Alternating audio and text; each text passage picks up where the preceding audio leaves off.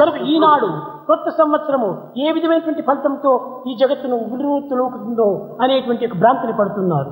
We are imagining that this year is going to bring us something new, emotional.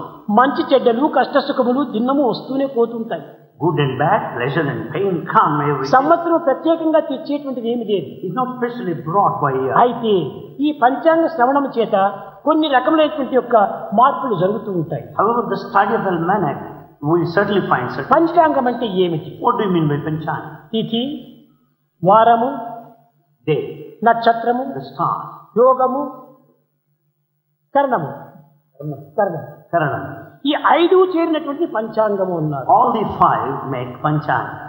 ఈ పంచాంగం యొక్క శ్రవణం చేత మనకు లభించేటువంటిది ఏమిటి? What is that you get by listening to that?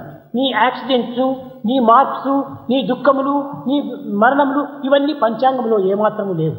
Accidents and the miseries and the sadness, they are not contained there in the almanac. ఇది కేవలం నక్షత్రముల యొక్క యోగమును పురస్కరించుకొని సిద్ధాంతుల వారు అనేక రకమైనటువంటి రీతిగా పలుకుతూ ఉంటారు. The scholars depend on the movements of the planets and speak in their own way. అన్నింటికి నీ ముఖ్యము దైవ విశ్వాసం గట్టిగా ఉంటే ఏ విధమైనటువంటి బాధలకు వరకు అంటుకోవు.